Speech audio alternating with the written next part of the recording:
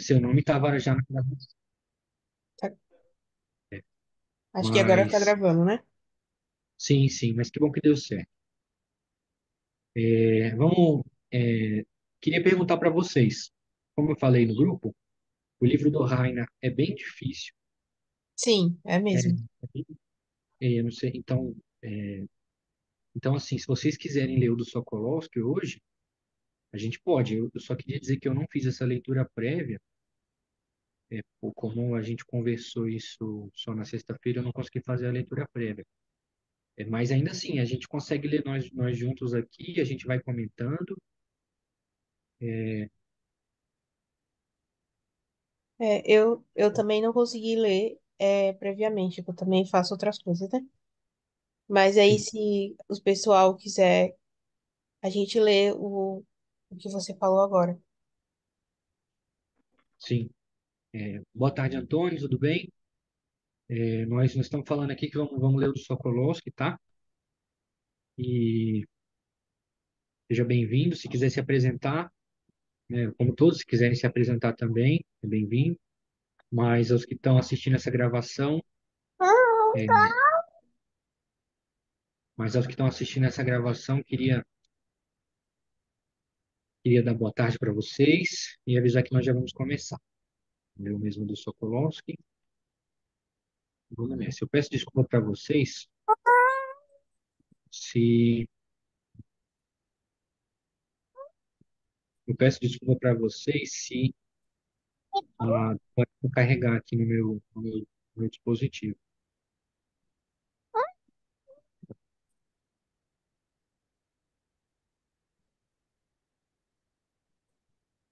Boa tarde a todos. Boa tarde. Boa tarde.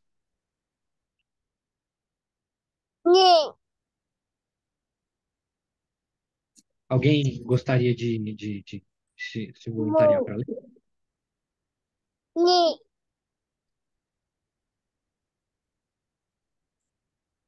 Ninguém?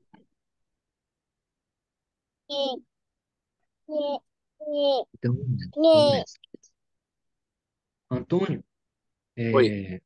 eu acho que a sua filha, sim, o seu microfone está aberto. Só assim, se puder, só para a gente não perder a atenção, por favor. Obrigado, muito obrigado. Peço desculpa em qualquer coisa. Mas vamos continuar. O projeto de escrever esse livro começou numa conversa que tive com Jean Carlos Rota, na primavera de 1996. Na ocasião, ele lecionava como professor visitante de matemática e filosofia na Catholic University of America. Porta chamava frequentemente a atenção para a diferença entre matemáticos e filósofos. Matemáticos, dizia ele, tendem a absorver os escritos de seus predecessores diretamente em seus trabalhos. Eles não fazem comentários sobre os escritos de matemáticos anteriores, mesmo quando muito influenciados por eles. Simplesmente fazem uso do material que encontraram em autores que leram. Quando avanços são feitos na matemática, poucos pensadores posteriores condensam o que foi encontrado e seguem adiante. Poucos matemáticos estudam trabalhos de séculos passados. Comparados com a matemática contemporânea, os escritos antigos parecem a eles quase como que trabalhos de crianças. Em filosofia, por contraste, trabalhos clássicos frequentemente são mais valorizados como objetos de exegese que como recursos a serem explorados. Filósofos, observava Rota, tendem a não perguntar para onde iremos daqui. Ao contrário, eles nos informam sobre as doutrinas dos maiores pensadores. São mais propensos a comentar os trabalhos antigos do que a parafraseá-los. Rota reconhecia o valor dos comentários, mas pensava que os filósofos poderiam fazer mais. Além de oferecer exposição, eles deveriam abreviar escritos antigos e abordar os assuntos diretamente, falando a partir de si mesmos e incorporando em seus próprios trabalhos o que seus predecessores fizeram. Os filósofos deveriam extrair os conhecimentos tão bem quanto os anotam. Foi contra esse pano de fundo que Rota me disse, após uma de nossas aulas, enquanto tomávamos um café na cafeteria da Escola de Direito da Universidade de Columbus, você deveria escrever uma introdução à fenomenologia. Apenas escreva. Não diga o que Russell ou Heidegger pensaram, mas diga às pessoas o que é a fenomenologia, sem título pomposo. Chame-a de uma introdução à fenomenologia. Isso me pareceu um conceito muito bom. Há muitos livros e artigos que comentam Russell. Por que não tentam imitar alguma introdução que ele mesmo teria escrito? Pareceu a coisa certa a fazer, porque a fenomenologia pode continuar a oferecer uma importante contribuição para a filosofia atual. Seu capital intelectual está longe de ter sido esgotado, e sua energia filosófica permanece largamente inexplorada.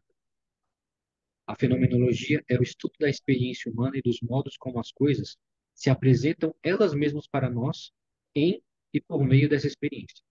Tenta estabelecer o sentido da filosofia encontrada em Platão. É, além disso, não só uma revivificação do antiquado, mas algo que confronta as questões levantadas pelo pensamento moderno. Vai além dos antigos e modernos e se esforça por reativar a vida filosófica em nossas circunstâncias presentes. Este livro está escrito, sobretudo, não apenas para informar aos leitores sobre um movimento filosófico específico, mas para oferecer a possibilidade do pensamento filosófico, em uma época em que tal pensar é seriamente contestado ou largamente ignorado. Por este livro, por ser este livro uma introdução à fenomenologia, utilizou-se nele o vocabulário filosófico desenvolvido por aquela tradição. Empregaram-se palavras como intencionalidade, evidência, constituição, intuição categorial, o mundo da vida e intuição eidética. Contudo, não faço comentários sobre esses termos como estranhos a nosso próprio pensamento.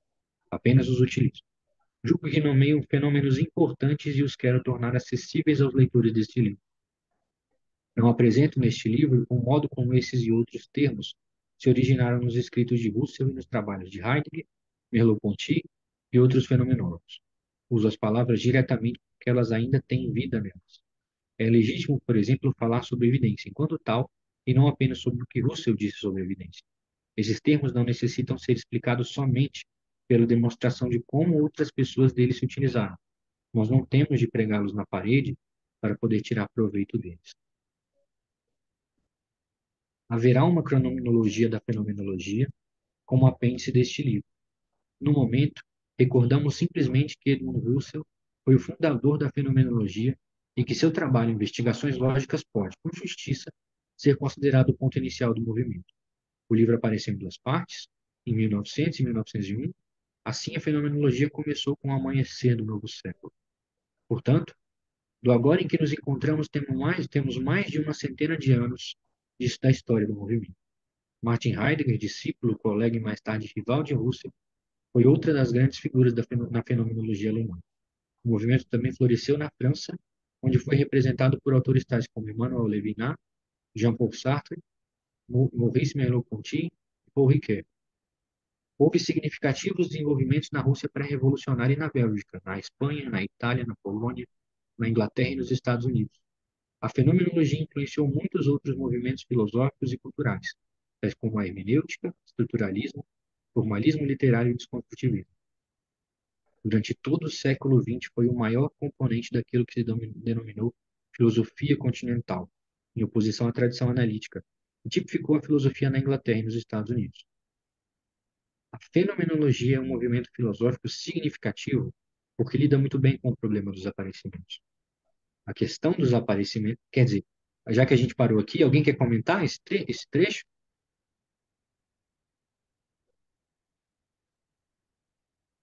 Ninguém?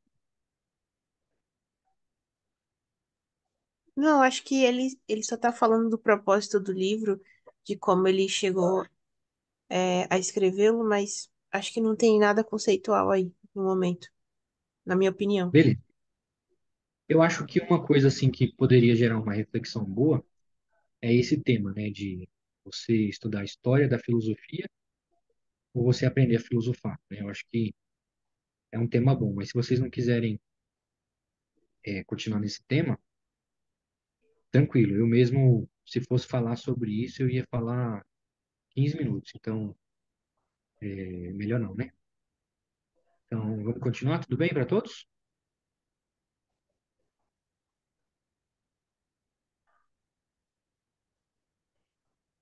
Alguém? Nada? Então, vamos continuar assim.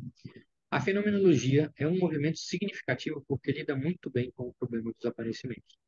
A questão dos desaparecimentos tem sido parte dos problemas humanos desde a origem da filosofia. Os sofistas manipularam os aparecimentos através da magia das palavras. E Platão respondeu o que eles disseram. Desde então, os aparecimentos têm sido multiplicados. O barulho da moto interrompeu, gente? Ou vocês me ouviram bem? Aqui tá ouvindo bem. Tá, então vamos continuar. Desculpa aí, viu? Desde então, e Platão respondeu ao que eles disseram. Desde então, os aparecimentos têm sido multiplicados e aumentados enormemente. Nós os geramos não só por palavras faladas ou escritas de uma pessoa a outra, mas por microfones, telefones, filmes de televisão, bem como por computadores e pela internet, pela propaganda e pela publicidade. Desculpa. O modo de apresentação e representação proliferam e questões fascinantes afloram. Como diferenciar uma mensagem de e-mail de uma chamada telefônica e de uma carta? Quem se dirige a nós quando lemos uma página da web? De que modo são modificados os falantes, os ouvintes e a conversação pela maneira como nos comunicamos agora? Um dos perigos com o qual nos deparamos é que, com a expansão tecnológica de imagens e palavras, tudo parece se reduzir a meras aparências. Nós podemos formular este problema em termos de três temas: de partes e todos, identidade em multiplicidades e presença e ausência. Parece que estamos agora inundados por fragmentos sem qualquer totalidades, por multiplicidades carentes de identidades e por múltiplas ausências sem nenhuma presença duradoura real. Nós temos bricolagem e nada mais. E pensamos que podemos até inventar a nós mesmos, ao acaso, juntando convenientes e agradáveis, mas passageiras, identidades a partir dos bits e pedaços que encontramos ao nosso redor. Nós recolhemos fragmentos para nos sustentar contra a nossa ruína. Para quem não sabe, bricolagem é um tipo de arte que você vai pegando pedacinhos de várias coisas e juntando num texto só. Um exemplo de bricolagem que eu acho interessante, para quem é cristão, é o Magnificat, da Virgem Maria. A gente sabe que o Magnificat, ainda que tenha elementos ali que talvez sejam, assim, a meu ver, possam ser, mesmo a meu ver, assim, que eu não sou estudioso da área, mas que a meu ver possam ser novos, tem muita coisa ali que bebe de muitos salmos ou de cânticos anteriores na escritura. Então, a gente pode ver que é uma forma de arte, né? E, bom, para quem é cristão, pode considerar de muita importância, né? De um valor, assim, ao mesmo tempo que simples, mas muito importante. Então, vamos continuar. Em contraste com esta compreensão pós-moderna de aparência, a fenomenologia, em sua forma clássica, insiste em que partes são somente compreendidas contra o fundo dos todos apropriados, que multiplicidades de aparências aportam identidades, e que ausências não fazem sentido, exceto como jogadas contra as presenças que podem ser alcançadas por meio delas. Eu vou só sublinhar isso aqui, gente. Eu acho que vai ser interessante a gente voltar nisso aqui, tá bom? E aí a gente continua. Eu leio de novo e a gente continua. Em contraste com esta compreensão pós-moderna de aparência, a fenomenologia, em sua forma clássica, insiste que as partes são somente compreendidas contra o fundo dos todos apropriados, que multiplicidades de aparência importam identidades, que ausências não fazem sentido, exceto como jogadas contra as presenças que podem ser alcançadas por meio delas. A fenomenologia insiste que a identidade e a inteligibilidade estão disponíveis nas coisas, e que nós mesmos somos definidos como aqueles, desculpa, gente, para os quais essas identidades e inteligibilidades são dadas. Só gripar isso aqui também, que eu achei importante. Nós podemos tornar evidente o modo como as coisas são. Quando fazemos assim, descobrimos objetos, mas também descobrimos a nós mesmos, precisamente como dativos de revelação, como aqueles para os quais as coisas aparecem. Estou falando. Não somente podemos pensar as coisas dadas para nós na experiência, mas podemos compreender também a nós mesmos enquanto as pensamos.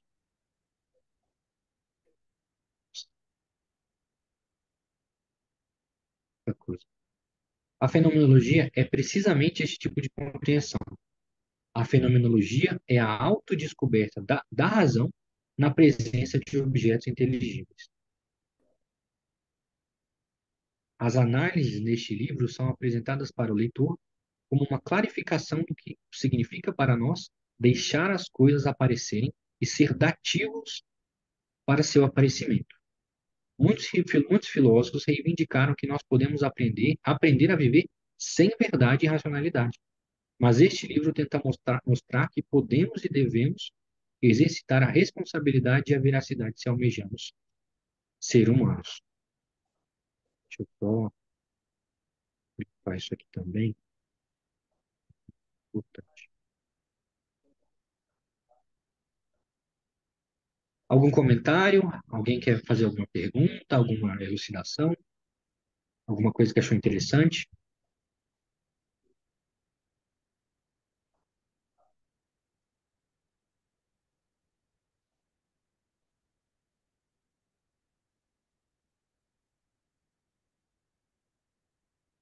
Alguém?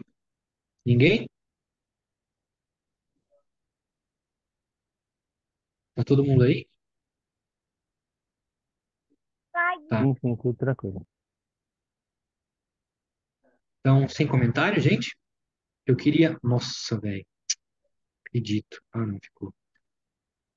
Deixa eu ver se eu consigo salvar aqui.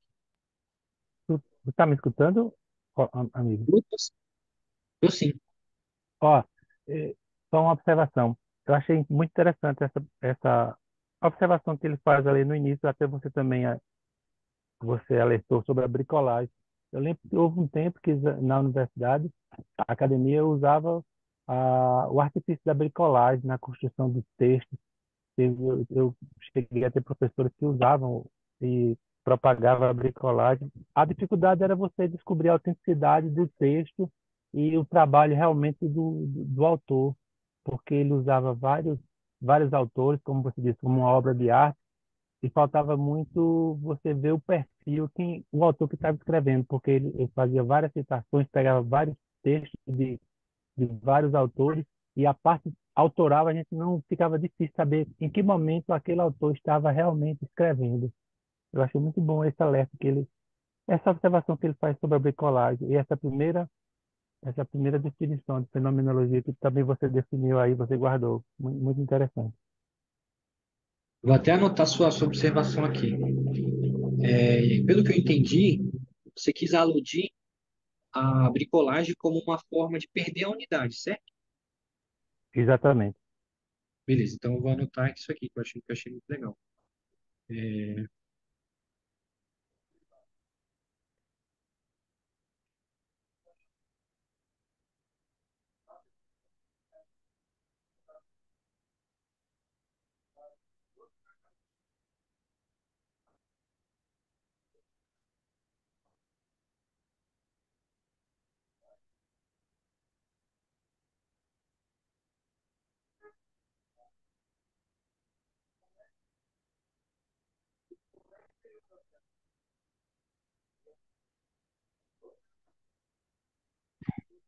beleza.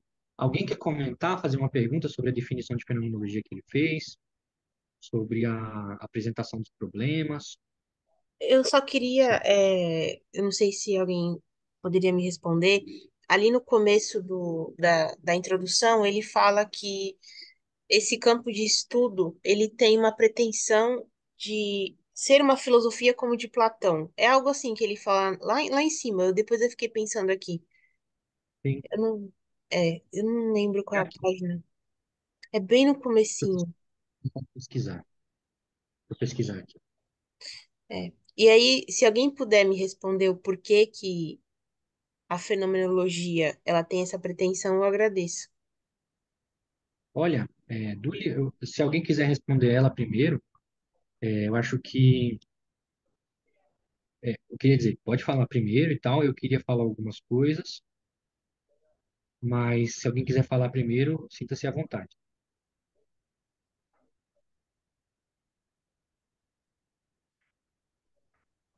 Ninguém? Então, tudo bem, vamos nessa. olha, Gabriela, no texto do Heiner, ele chega a afirmar algumas vezes que, por exemplo, na matemática, quando a gente aplica os entes matemáticos ao mundo real, é algo como se a gente nunca falasse dos números mesmos. É como se a gente olhasse os números, mas tivesse algo além. Ele somente alude a isso, mas quando ele vai falar, por exemplo, da psicologia, ele vai falar de uma distinção entre essência e existência. E isso não fica claro no texto, mas, por exemplo, na filosofia medieval, que pode ter influenciado a fenomenologia pela presença de Brentano. Brentano era um estudioso de escolástica, de Aristóteles. Enfim, pela influência de Brentano, essa distinção pode ter sido conhecida, ao menos pelo Heiner, mas também pelo Russell. E essa distinção de essência e existência na filosofia medieval, ou então mais de Aquino, por exemplo, é, ela é explicada, e aí seria uma explicação muito longa para dar o argumento certo disso, mas basicamente é dizer que é mais ou menos a mesma coisa. É dizer que o ser das coisas, por exemplo, a existência de um cachorro, a existência de uma pedra. Isso é o que eu encontrei na internet. Nossa, gente, desculpa. Sem querer, que sei lá, inteligência artificial, não sei. Mas, por exemplo, é uma percepção que fala do seguinte: quando nós vemos um cachorro, uma planta, uma macieira, um dog, um diamante, a gente sabe que essas substâncias, esses entes individuais, essas coisas individuais, substâncias, elas não realizam plenamente a essência dessas coisas. Por exemplo, quando você vê um bulldog, você brinca com ele, você sabe que ele não está exercendo tudo aquilo que pertence, é próprio, é alheio a um cachorro, a um bulldog. Por exemplo, o bulldog adora dormir. Ele não está dormindo naquele momento. O bulldog, por exemplo, adora comer. Ele não está comendo naquele momento. Um cachorro, essencialmente, gosta de se reproduzir, mas ele não está fazendo aquilo naquele momento. Um cachorro cresce, morre, envelhece, essencialmente. Ele não está fazendo isso nesse momento. Uma planta, a mesma coisa. Ela tem várias qualidades essenciais, partes essenciais, propriedades essenciais que ela não está realizando naquele momento.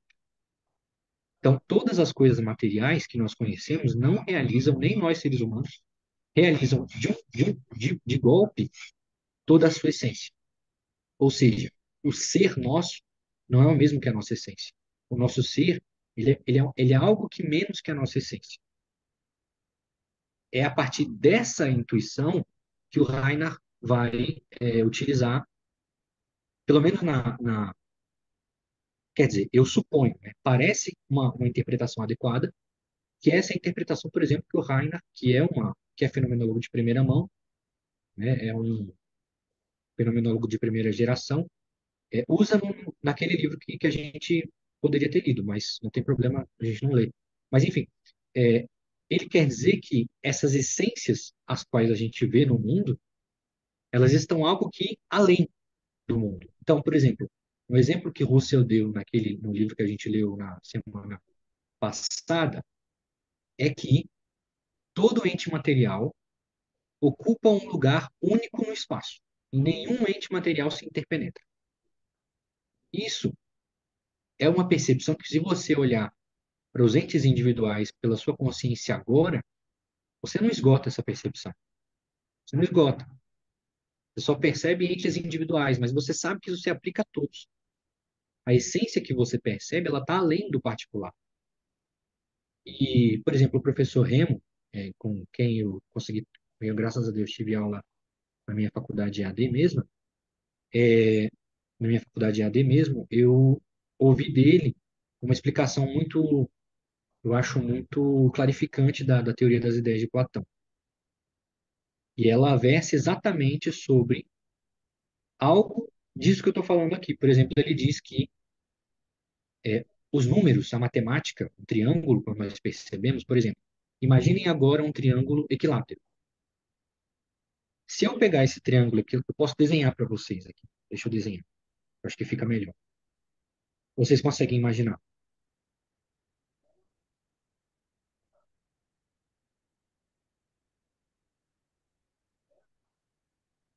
Eu vou ver se eu consigo desenhar aqui na página em branco. É, cadê? Cadê?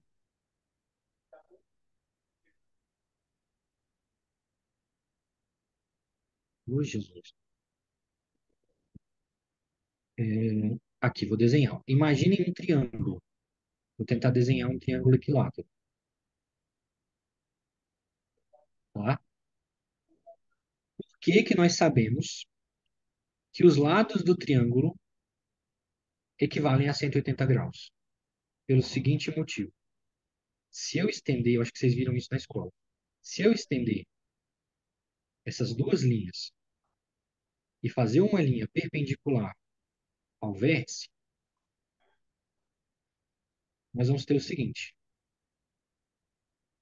Você tem essa linha aqui, essa linha aqui, essa linha aqui e essa linha aqui. Essa linha perpendicular é paralela a essa. Se essa linha é paralela a essa, e essa linha cruza as duas, esse ângulo é igual a esse. E esse ângulo é igual a esse. E esse ângulo é igual a esse. Tá? Agora, isso aqui, em qualquer condição em que um triângulo tenha uma base e duas retas assim, isso se aplica. Então, em todo triângulo, a soma dos ângulos dele, dos ângulos internos, dá 180 graus. Você precisa saber de cada triângulo específico para saber isso? Não, você não precisa. Você sabe só de ver isso aqui, mesmo que nós tenhamos imaginado isso, que a consciência, né, ela percebe novas coisas. Quando você percebe isso, você vê uma necessidade essencial, como que de relance ou fugidia, mas percebendo essa unidade essencial que compõe e constitui, né, no sentido fenomenológico, ou seja, que essencialmente está sempre ligada a triângulos. O que eu estou querendo dizer? Para Platão, que estava com certeza muito maravilhado com a matemática, as ideias, elas estão além do mundo sensível. Por que que ele, entretanto, vai sustentar que o mundo sensível, por outro lado, é passageiro? Pelo debate que existia entre os discípulos de Heráclito e Parmênides. Eu não sei se vocês lembram, mas Parmênides fazia uma distinção radical entre ser e não ser, pela intuição de que o não ser não existe. Então, qual que é o sentido você dizer que esse computador que você vê aí na sua frente, ele não é alguma coisa? Para Parmênides, isso não faz sentido algum, porque o não ser absolutamente não existe. Por isso, ele sustenta que o mundo é só ser. Para Heráclito, o mundo é só devir, só mudança. Mas, ao mesmo tempo, nessa mesma mudança, nós sabemos que há uma ordem, um logos, uma inteligência que faz algumas dessas coisas permanecerem. Os discípulos de Heráclito e Parmênides eles radicalizavam a compreensão desses dois e diziam que o mundo é simplesmente devir. Simplesmente devir.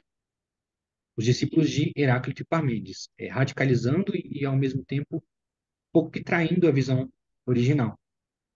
Então, Platão aceita isso como não, é, não é necessariamente de graça, porque nós podemos perceber que o mundo está sempre em devir. E as ideias, essas essências, seriam para ele, portanto, as substâncias últimas. Existe talvez essa possibilidade de ver essa verdade, certo? E eu estou falando isso porque a gente pode entender que essa visão fenomenológica, por exemplo, de Heine, é um retorno a Platão. Um retorno a Platão. Não sei se eu fui claro, não sei se foi boa explicação, mas se alguém tiver mais alguma. Nossa, eu não acredito. Mas isso aqui vai prejudicar as nossas leituras. Vou procurar outro aplicativo. Alô, amigo? Sim, sim, pode falar. Tentando ajudar na resposta para nosso colega. De certa forma, assim, é um retorno a Platão, porque a grande preocupação aí que a gente tem em comum é a busca pela essência das coisas, né?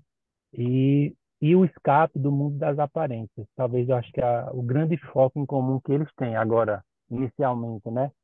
A, a, a busca pela essência e o escape do mundo das aparências. Eu acho que são essas duas, talvez essas duas coisas mais fortes, esses dois conceitos mais fortes que eles vão ter em comum. É claro que lá na frente vamos descobrir que eles vão divergir em, em relação ao mundo real, né? Mas aí, a princípio, esse retorno à Platão, eu acho que eu vejo nesse sentido também. Não, eu acho que eu não vou concordar com você, cara, porque, por exemplo, se você pensar no fundamento, numa das reduções fenomenológicas, que é a Epopé, você vai ver que não é exatamente uma fuga do mundo das aparências. O que que é a Epopé fenomenológica? É o seguinte, se eu duvidar de tudo, se eu